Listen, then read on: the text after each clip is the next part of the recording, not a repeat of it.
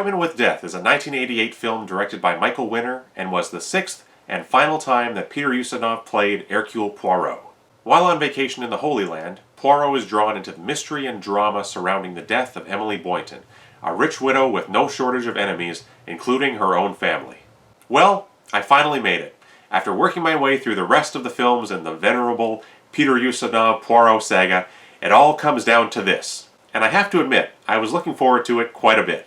After the previous three films were all more modest, made-for-TV movies, I was really excited to see this return to the big screen, with Ustinov surrounded by another ensemble cast, the size of which we hadn't seen since Evil Under the Sun. But at the same time, I did have my expectations tempered to a good degree, which was a good thing, but we'll get to that. The first thing that stands out as this movie begins is the Cannon Films logo, which I was aware of, but it's still such an odd thing. Their output at the time was filled with action films, many starring Chuck Norris or Charles Bronson. I realized they did other dramas and comedies in the same period, but an Agatha Christie mystery still seems out of place. To put it another way, their sensibilities were more along the lines of Death Wish over Death on the Nile. But still, I was ready to give this movie a chance. But it's really not great. The first thing we're greeted with after the Cannon Films logo is the opening theme. The score is by Pino Donaggio, and it's bad. The opening piano note sounds like the beginning of Daydream Believer by the Monkees, and after that we transition into a melody that would not sound out of place as the theme to an 80s or early 90s sitcom. Think Full House and you'll get the idea. So right off the bat, it feels off and inauthentic.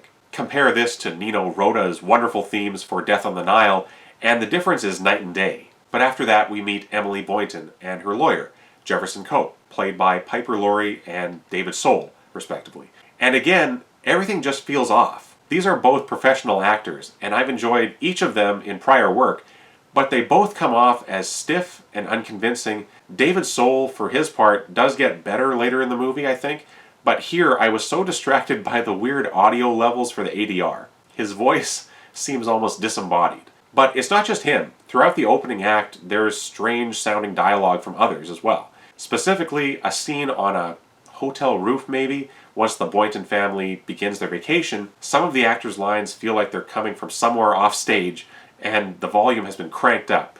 But enough about that. Piper Laurie was the worst part of the movie for me, and maybe she was directed to act this way, but her line deliveries are terrible. Every line is either barked or said in a flat yell, and it's rough. I understand she's supposed to be a crotchety old lady, but this is bordering on a caricature. I didn't remember the novel very well, but pretty quickly I realized she was likely going to be the murder victim. And forgive me if this sounds harsh, but I was really hoping they would get to that soon. But even after that happens, she shows up in multiple flashbacks, so we aren't quite rid of her. I'm going to skip over a bunch of character introductions. I will talk about the rest of the cast yet, but throughout the opening act, there is an abundance of just bad acting, and it carries on for the rest of the film as well. But with that, I want to talk about Peter Ustinov.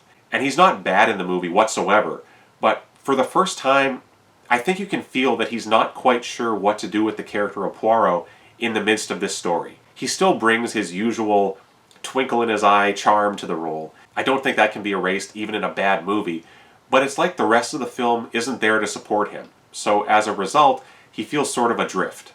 There are a handful of moments and scenes that reminded me of Death on the Nile, which was made exactly 10 years earlier, with Poirot still constantly listening around corners or under balconies, catching wind of the grievances running wild through the Boynton family. There is a section of the film set on board a ship, much larger than the Karnak though, and the exotic locations do evoke the feel of the first two Ustinov films. As this is a return to the ensemble-style mystery, that brings with it the decreased involvement of Poirot, which is always too bad in my opinion. I've said this before, but that's why I appreciate his TV movies so much, because he is the true star of the show.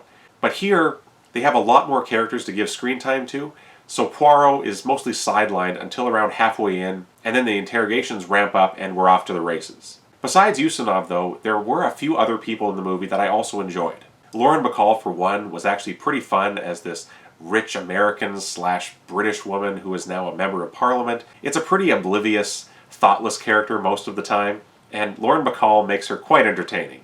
A few of her scenes have some of the only humor in the movie that works, which isn't a surprise. I've always thought Lauren Bacall is quite a versatile actress and can liven up most parts. Hayley Mills was also pretty good. She's playing an archaeologist of some kind, and while the role doesn't really amount to much, it's still just fun seeing her acting as an adult. While I know she did have a career after her time at Disney, I'm most familiar with her work from back then. The Parent Trap, Summer Magic, Pollyanna, all of those movies were regular viewings when I was growing up. John Gielgud shows up as the obligatory local police officer who's supposed to be in charge of the case, even though we all know who really runs the show. And again, it's not a big part, he doesn't have a whole lot to do, but he's pleasant and is obviously having fun acting opposite of Peter Ustinov. John Gielgud is a great actor, and if you want to see him in a truly excellent role from around the same time, you should check out War and Remembrance. It's an incredible miniseries, as is The Winds of War, the prequel, although his role is played by John Houseman in that one, but I digress. Jenny Seagrove is an actress I'd never heard of, but I thought she was great. She plays Dr. Sarah King, apparently an old friend of Poirot's, and their first couple of scenes together had me believing she might be his Hastings this time around, his helper for the investigation.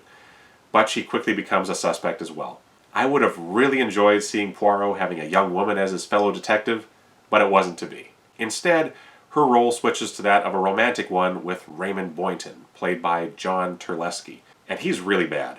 Raymond is supposed to become smitten with Dr. King almost at first sight, but he's kept apart from her by the overbearing Emily, his stepmother.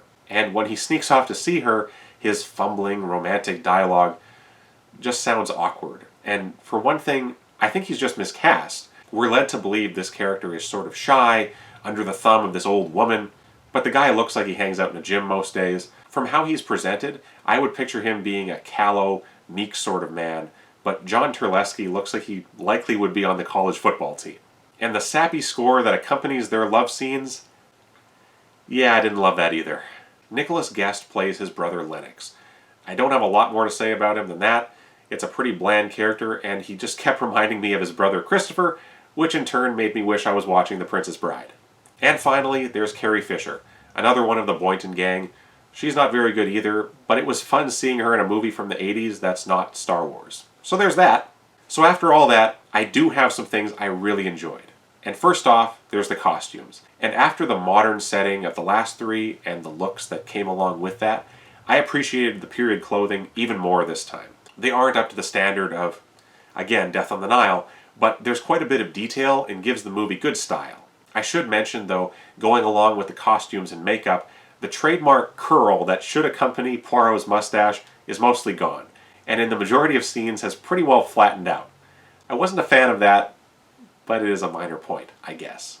The locations are excellent. Setting the film in the Holy Land was a great choice. I understand it was mostly just done due to the Israeli roots of the producers Menahem Golan and Yoram Globus, but regardless, it works well. They obviously wanted to showcase their cast touring around these spectacular sites, so we get plenty of scenes in the streets of Jerusalem, some very impressive caves as well. In one scene, there's an extreme low-angle shot looking upwards between Poirot and whoever he was talking to.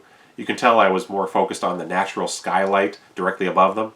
Either way, it was beautiful and different from what we've seen before in this series. Something else I wanted to mention was the choice of how they depict prior events, some of which we witnessed earlier, but mostly conversations and moments we weren't privy to. While a suspect is answering Poirot's questions, we'll cut to a visual of what they're describing, but it's shot in a tight close-up from a tilted angle.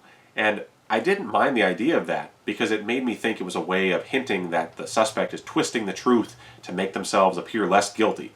But I'm not sure if that was the intention or not. They do it a lot though, and each one is basically shot in the same way, so what at first seemed inventive just ended up coming across as very repetitive. There are also a couple of really great sets, such as the dining room on board the ship or the coronation ball during the last act. There are so many costumed extras milling around and dancing, and especially during the ball, the whole room is decked out in the colors of the Union Jack. It made those sequences feel glossy and old-fashioned in a way that the rest of the movie doesn't. So the movie for the most part looks pretty good, but one thing that just makes it all fall apart is the humor. All of these films, and not just these, Miss Marple adaptations from this period as well, all of them are filled with humor. And oftentimes, that's one of the highlights. But here, whatever humor they're going for mostly falls flat. There's some slapstick type of stuff, like Poirot getting hit with a door, or Poirot wearing a tablecloth like a headdress for a sheik to demonstrate a point is just not great. There are also pretty goofy reaction shots from some characters, and it just doesn't fit. I'm going to blame a lot of that on the director, Michael Winner. I think he was an odd choice for this film, and was likely picked due to his prior working relationship with Cannon. He has made movies I really enjoy, like Scorpio or Lawman isn't bad either, but by this point he was making very blunt, non-subtle action films, like the understated masterpiece Death Wish 3.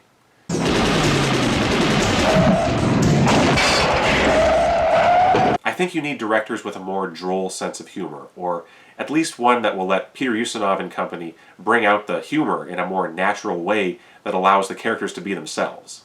So, I will say that Appointment with Death is the low point of the Peter Ustinov era of Poirot, and I can't really recommend it. If you're a completionist, by all means watch it. I'm still glad I did, even if the final product wasn't a great watch. As a whole, the series is great, and this one doesn't spoil what came before, it's just a bit of a miss. But, with these being done, I would like to revisit all the versions of Murder on the Orient Express, as well as check out the one I haven't seen yet. But, I'd also like to start reviewing the David Suchet series in some form. So, if any of that sounds interesting to you, stick around. I'll have more discussion about the illustrious Hercule Poirot coming shortly.